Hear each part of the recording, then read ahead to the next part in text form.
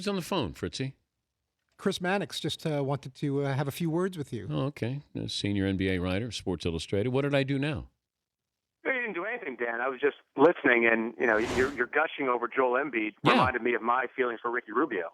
So I figured I'd let you know what this guy's potential was in the NBA. I've got a draft board coming out tomorrow on SI.com, and I figure I'd give you a little information on him. Well, I think that he's the best player in college basketball. Is he the best? Well, I think Jabari Parker is the best player in college basketball. I think his potential is greater than the other players. Just what I saw, he's a different player. He's the 7-footer at Kansas. He's a freshman. Because there are times when you're watching and he stands out more than Wiggins does. Parker's great. Wiggins great. Gordon's great. You get these kids who Randall. These kids can play. I'm looking at next level with what I see from this kid right now. So where would he be, your mock draft, assuming all these freshmen come out?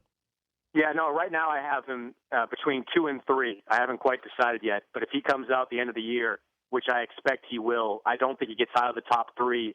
And there are several executives I talked to that said that if they get the number 1 overall pick, he would be their guy. And for all the reasons you just enumerated, I mean, he is big.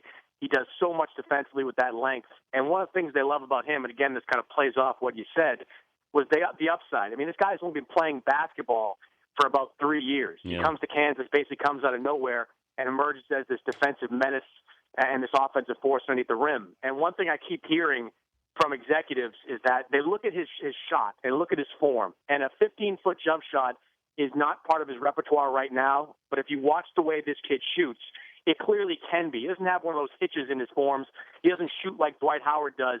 He's got a pretty fluid form. I think he's pretty good from the free throw line as well. So that can develop with his game also.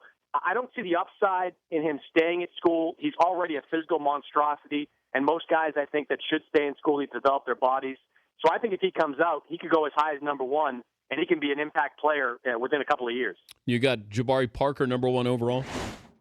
Yeah, I mean, he's had a couple of clunkers in the last couple of weeks, but what he does at Duke, they run the entire offense through him. I mean, he's basically, you've heard the word Grant Hill. I heard Mike Krzyzewski on your show recently. He does play a lot like Grant Hill, and that he can do everything. Now, there are some questions about what position he's going to play at the next level. He's only about 6'8".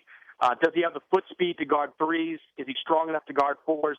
These are questions, but the way this guy's developed over the last couple of months. Remember, over the summer, he had some injury problems in his last year of high school, so his conditioning wasn't great over the summer. But he's coming to Duke. He's in shape now, and he looks like that star we thought he'd be about a year and a half ago.